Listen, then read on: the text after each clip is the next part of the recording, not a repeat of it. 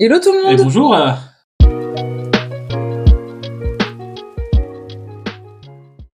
Aujourd'hui, on se retrouve pour parler série parce qu'on a regardé la série Scarpetta. Scarpetta sur Prime Video et on a pas mal de choses à dire là-dessus. Adapté d'un roman de je ne sais pas qui, je m'en fous. Ouais, c'est adapté d'un roman. Amazon a commandé 2 saisons, donc ça explique la fin de la saison 1. Mm. Directement. Non mais je le dis, comme ça. Ouais, oui. Moi, Dr Kay Scarpetta, je jure solennellement que j'accepte avec loyauté et impartialité de m'acquitter de toutes les fonctions qui incombent à mon poste en tant que médecin légiste expert, du mieux que je le pourrai. La deuxième sera la bonne. Bonne chance, docteur Scarpetta. J'ai accepté de reprendre ce poste parce que je regrette la tournure que les choses ont prise la dernière fois. Docteur Kay Scarpetta. C'est la 5e victime en 2 mois et demi. Les deuxièmes chances, c'est difficile d'y résister, non? Ou je saisis cette deuxième chance, ou je me retrouve dans la merde une fois de plus. Ça fait la une de tous les journaux. Quoi? L'inconnu de la voie ferrée, c'est le surnom qu'il lui donne. 2 femmes avec les mêmes fractures crâniennes. Ce qu'on cherche, c'est un serial killer. Cette affaire ressemble à ma première enquête. Il y a trop de points communs entre elles pour qu'elles ne soient pas liées. C'est une boîte de Pandore qu'il vaudrait peut-être mieux ne pas ouvrir. Oh, le regard qui tue. Docteur Scarpetta! S'il s'agit bien du même type. Personne ne doit jamais l'apprendre. Je te reconnais pas. Explique-moi ce qui s'est passé pour que tu aies si peur de rouvrir cette enquête. D'où viennent ces informations? Entre nous, y a pas de secret. Y en a jamais eu.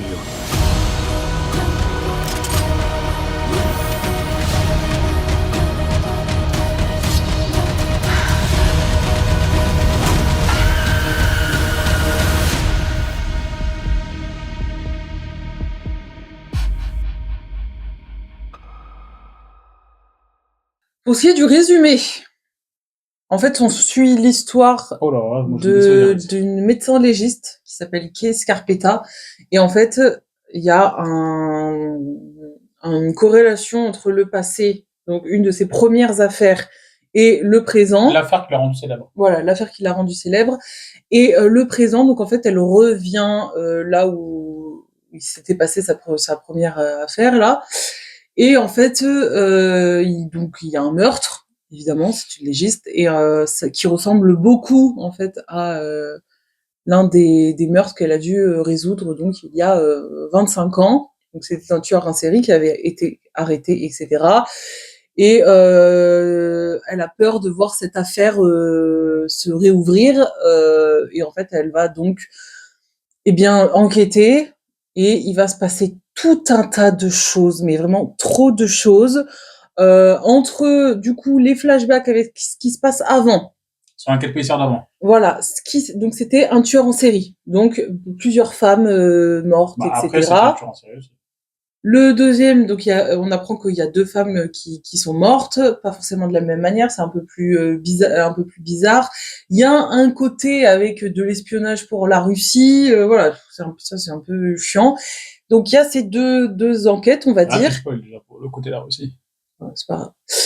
Et en plus de ça, il y a un côté très drama avec sa famille à Scarpetta. Qui prend beaucoup le pas. Sa sœur, sa nièce, le mari de Scarpetta et le mari de sa sœur.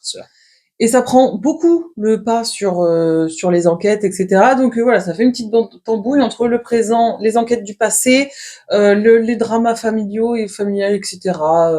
Voilà, le résumé c'est un peu compliqué sans spoiler, on va dire. Déjà que j'ai fait un mini spoil. Oupsie. Qu'est-ce que tu en as pensé? C'est décevant. Oui. C'est décevant. La série se termine pas parce que Amazon a commandé 2 saisons. C'est-à-dire que si la saison 1 marche, il y a une deuxième et le scénario est fait pour 2 saisons. Du coup, on n'aura pas le cliffhanger à la fin. Oulala. Mais c'est très décevant. Personnellement, je me suis un peu désintéressé de l'enquête d'aujourd'hui, du monde d'aujourd'hui, qui était pour moi ça portait un peu trop dans tous les sens, ça me saoulait un peu. L'enquête d'avant était un peu plus intéressante. La série est beaucoup trop dramatique. C'est pas ce genre de série que j'apprécie, les séries dramatiques. Et là, c'était beaucoup dramatique quand même. On va dire 66% de la série que ça concerne la famille et tout ce qui se passe autour de la famille, et 33% ça concerne les enquêtes. Même si au début ça commence bien, en fait. Je trouve que la série, elle est résumée en début ça commence bien, le milieu est assez décevant et la fin est ridicule. La fin est nulle.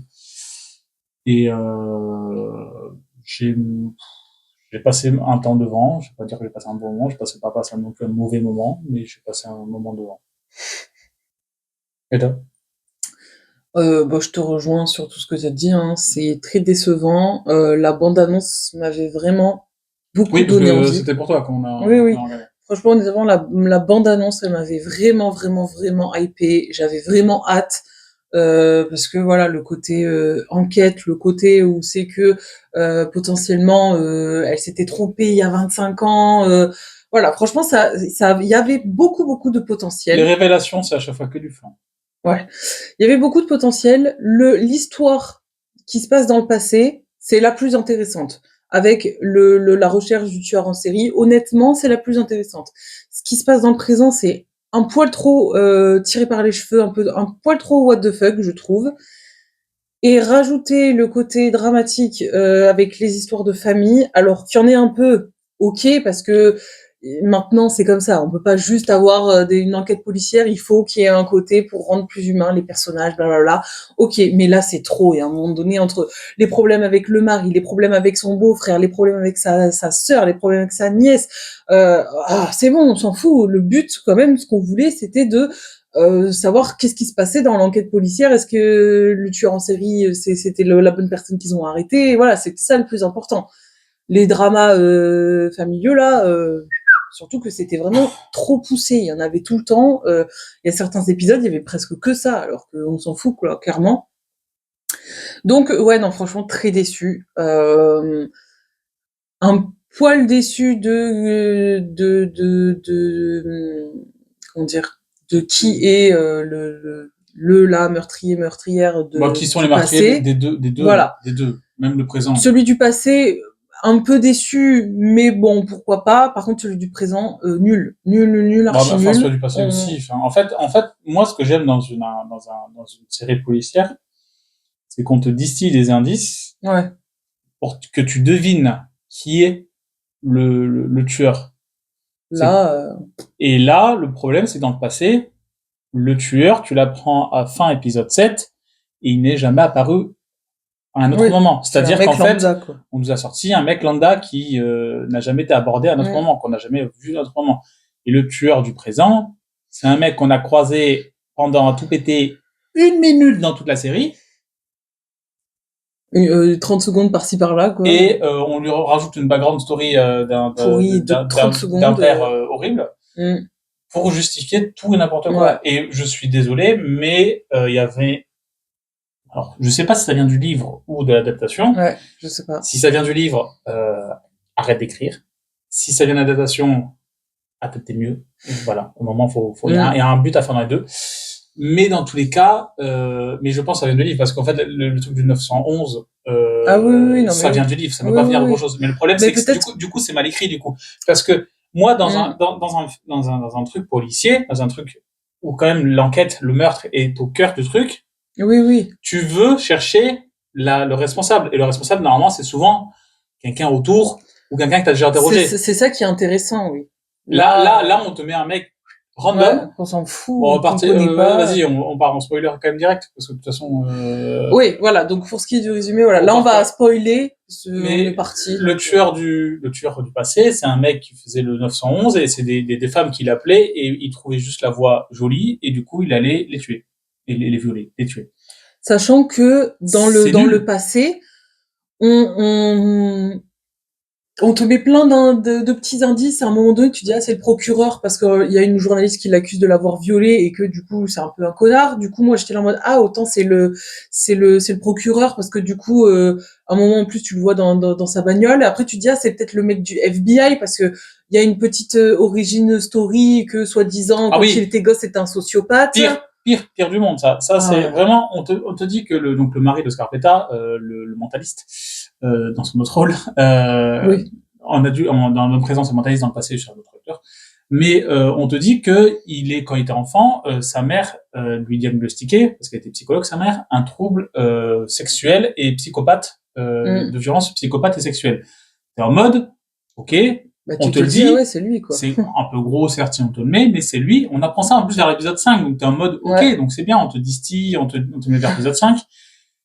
Qu'est-ce qu'il a fait, ce con? Il a juste tué une mouche en regardant en mode, oh, je suis un psychopathe, et il s'est rien passé d'autre. Il a cette révélation sur le fait que, il a des troubles, possiblement des troubles. Juste, il a regardé une mouche. Il a électrocuté une mouche. Grillé sur un truc comme tout le monde fait, parce que les mouches, ça casse les couilles. Enfin, c'est vraiment... Et en vrai, j'étais en mode, c'est horrible de faire ça. C'est nul.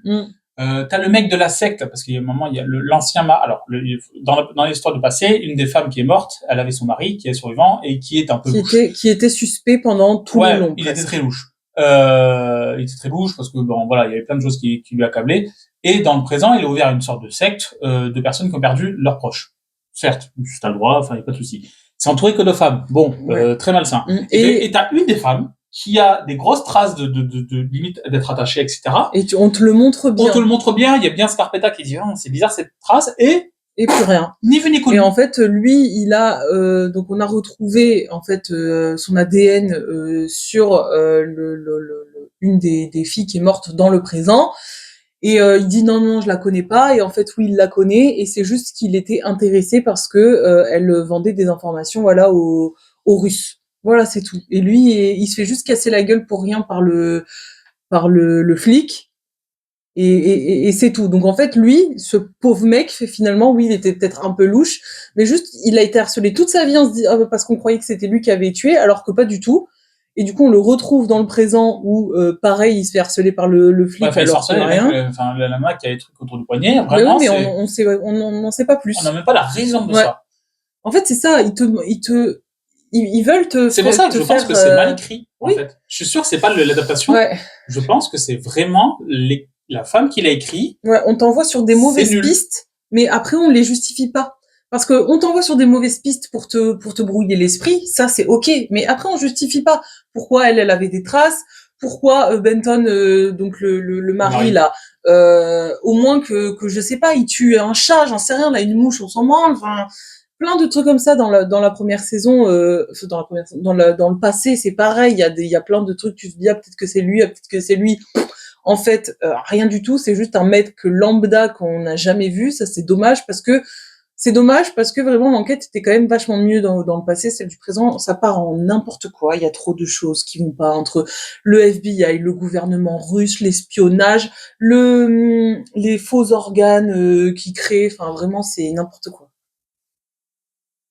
Après on va parler de la famille aussi, parce qu'il y a un gros pan de la famille. Et ouais, et puis le meurtrier du... Le meurtrier du passé, c'est un opérateur de 911 qui reconnaît juste pour les voix. Le meurtrier du présent. Le meurtrier du présent, c'est un mec qui a assisté... C'est un petit flic. C'est un mec qui a assisté, un flic qui a assisté qui a découvert la scène dans le passé et qui s'est dit, du coup, je vais faire les mêmes meurtres, sauf que je vais pas couper les mains.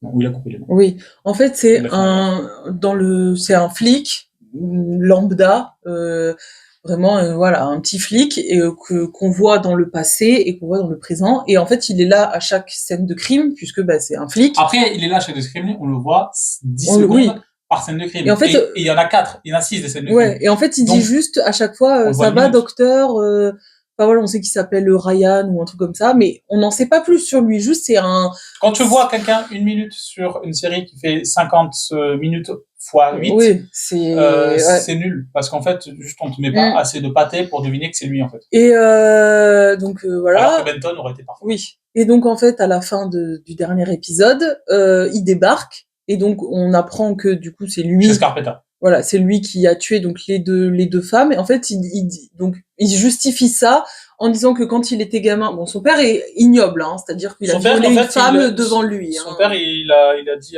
au gamin de mettre une pièce sur un rail et que le train allait passer, et qu'il attende que la pièce soit totalement plate et que le train passe. En attendant, il va s'occuper de ses affaires. En fait, ce qu'il fait, c'est qu'il viole une fille sur le capot de la voiture à côté de son gamin.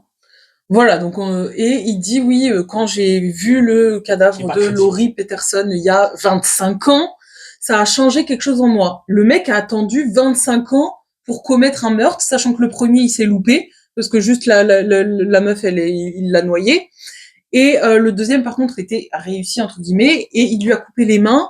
On sait pas pourquoi, ça ils ont pas justifié pourquoi il lui a coupé les mains, sauf qu'à un moment donné il a distillé des doigts par-ci par-là, on sait pas pourquoi. On te dit juste que soi-disant donc les deux elles avaient des greffes de peau, et lui en fait on le voit à un moment donné se brûler le bras, et du coup ça justifierait qu'ils étaient dans le même programme de greffe de peau, c'est comme ça qu'il les aurait rencontrés. Enfin vraiment, la justification est nulle. Et du coup, il veut s'en prendre à Scarpetta. Elle lui éclate la gueule, il ressemble même plus à rien. Et après, il y a un personnage qui arrive et elle est en mode... Et voilà, ça s'arrête comme ça. Oui, et Scarpetta d'ailleurs, qui au premier meurtre s'en est voulu d'avoir tué le meurtrier. Sachant que, oui, il s'en est pris à elle. Et il s'en est pris à elle s'est défendue. Elle lui a planté un truc dans son ami flic lui a tiré des balles pour la protéger, etc. C'était un secret longue haleine, un secret totalement nul d'ailleurs. Ça, parce qu'on te tease le secret pendant 8 épisodes et à la fin c'est de la merde. C'est clair. Et donc elle a été choquée et perturbée d'avoir tué quelqu'un. Qu'est-ce qu'elle fait dans l'épisode, dans 25 ans après? Qu'est-ce qu'elle fait? Elle tue la personne aussi à la coup de batte. Ah, mais elle lui éclate la gueule.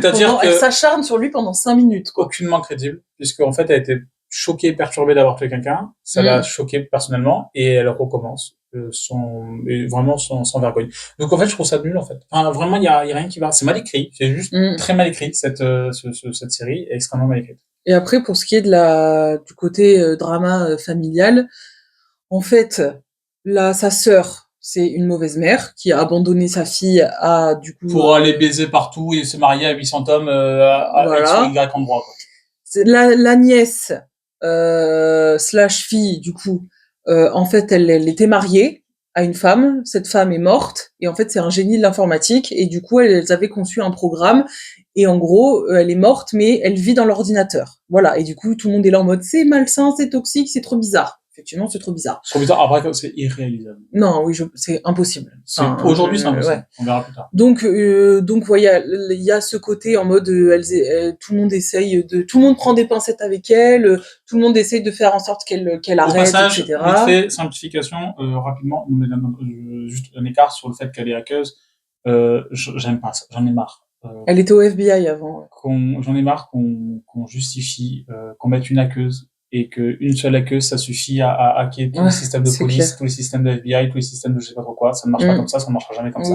Faut arrêter ces conneries. Et c'est un cliché, et je ne peux plus ce cliché-là. Désolé, mais ensuite,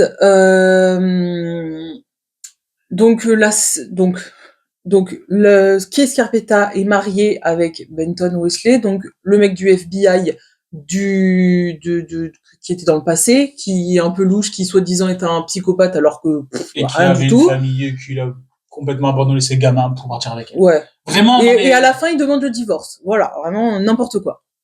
Et les gamins de ces gamins là? Non, il a abandonné sa famille pour se marier avec elle, et voilà. Et le mari de sa sœur, donc ils sont mariés depuis genre 3 mois et demi là, eh bien, Pete Marino, c'est le flic dans le passé, qui du coup l'a couverte, avec qui elle bossait en fait sur le tueur en série, et qui du coup lui l'a couverte quand elle a tué le tueur en série, et lui il a perdu le droit d'être flic, donc ça fait 25 ans qu'il n'est plus flic, et là elle lui fait une sorte d'accréditation pourrie du cul en disant oui c'est mon assistant je sais pas quoi, pour qu'il puisse être dans les enquêtes avec elle dans le présent. Voilà, donc c'est un beau merdier, sachant que lui, il est amoureux d'elle, mais du coup, il est marié à sa sœur, et sa sœur, elle est là, ah oui, mais t'es amoureux d'elle, et maintenant, il faut que tu choisisses entre moi et elle, et machin, et à la fin, c'est juste un bordel, tout le monde se barre, tout le monde s'engueule, tout le monde se divorce, voilà. Et la fille, qui est la queuse, là, elle a moyen de tourner la page avec une fliquette qui lui plaît beaucoup, la fliquette, et vice versa, hein, l'inverse est vrai aussi, les deux se plaisent beaucoup, ils passent une nuit ensemble, etc. Et après, elles se cassent, elles fuient, tout ça, elles fuient chez le mec dérangé qui a une secte de personnes qui ont perdu oui, leur femme. Non, c'est mal écrit. Encore une fois, c'est pas possible. Voilà. Moi, je ne peux pas dire oui à ce truc-là. Donc. Voilà pour les spoils, hein. Désolé, ça part un peu dans tous les sens, mais la série part dans tous les sens, clairement. Point positif, point négatif. Négatif, ouais. On commence par le négatif. Ouais, une série qui part trop dans tous les sens au présent. En deuxième point, une série avec une fin extrêmement décevante. Ça m'emmerde cette fin, j'aime pas du tout ce genre de fin. En troisième point, c'est un film, un thriller où tu ne peux pas deviner qui est le tueur. C'est nul. Les révélations sont merdiques. En quatrième, on te donne des personnes suspectes, mais on te justifie tout façon n'importe comment, ou on te justifie rien. Benton est le parfait exemple. Hein. Franchement, je comprends pas pourquoi on t'a dit que c'était limite un psychopathe sexuel. Ouais, je sais pas. Ça n'a servi à rien. Dans toute la série, ça n'a servi à rien. Juste pour te mettre limite en mode il est là, regardez. Et en mode, il limite, en fait, ça n'a jamais servi à rien du tout. Ça a été ridicule. Je trouve que ça a été nul à chier. Et toi? Et le drame familial, ça m'a saoulé. Trop de drame familial, pas assez de thriller, c'était mal dosé, c'était pas bon en général. Oh, bah, pareil, hein. Le côté, voilà, drame familial prend trop le dessus, parfois, voire même presque tout le temps, sur le côté enquête, et honnêtement, c'est très relou. En fait, soit vous faites une série drame familial, soit vous faites une série policière. Là, vraiment, combiner les deux, c'était stupide. Les différents indices pour t'induire en erreur, qui parfois sortent de nulle part, et en plus de ça qui sont pas forcément justifiés, bah en fait c'est dommage, parce que si on te dit on veut te faire croire que c'est cette personne, mais en fait non, on te justifie de pourquoi c'est pas cette personne. Là il y a rien, c'est juste pour te faire genre t'es oh là là je me sens trahi, alors que pas du tout. L'enquête du présent, elle est trop what the fuck, il y a trop de raisons de pourquoi, du comment, il y a la justification, elle est pourrie, le meurtrier vraiment nul. Ça part dans tous les sens avec le FBI, l'espionnage et tout. Franchement, limite j'ai rien compris, ça m'a saoulé. L'enquête du passé est bien. Le meurtrier, je trouve ça dommage que c'est un mec lambda du 911. On s'en fout, ça aurait été bien que au moins que ce soit un flic qu'on ait déjà vu, quoi. J'en sais rien, mais là vraiment c'est pas ouf. Et juste le rythme de la série, ça va pas. Il y a pas grand chose qui va dans cette série, honnêtement, et c'est très dommage parce que il y avait du potentiel, mais c'est raté. Positif? Jeu des acteurs. Les acteurs jouent bien en général. On est quand même sur un jeu d'acteurs. Ça va, ça allait. Je trouve que c'était pas. Enfin, il y a des têtes d'affiche qui réussissent à peu près bien jouer, donc je trouve que c'est ok niveau. Voilà. Alors, moi, je dirais que oui, les acteurs sont bien, et le casting, honnêtement, entre le avant, le après, est vraiment très bien réalisé. C'est-à-dire que les acteurs du après, c'est donc les grosses têtes d'affiche. Donc, il y a Nicole Kidman, par exemple. Et les acteurs qu'ils ont pris pour les jouer plus jeunes, franchement, ça rend très très bien. C'est très cohérent en termes physiques, artistiques, etc. Franchement, ça rend très bien. Il n'y a pas de « oh, ils se ressemblent pas ». Franchement, ça j'ai trouvé ça vraiment très bien. Et ensuite, je dirais que quand même, l'enquête du passé, mis à part que le meurtrier, bon, pas ouf, était plutôt bien. C'est ça qui, honnêtement, c'est le seul truc qui m'a tenu en haleine, c'est de savoir qu'est-ce qui s'est passé dans cette enquête du coup du passé avec le tueur en série. Voilà. Ouais, pas grand-chose maintenant. Du coup, tu notes combien? 5,7 sur 10. Moi, je mets 6. Donc, on est raccord sur ça. Franchement, perdez pas votre temps. Ouais, honnêtement, passez votre chemin. Il y a des séries ou films policiers largement meilleurs. Là, c'est pas ouf. Non, perdez pas votre temps. Ouais.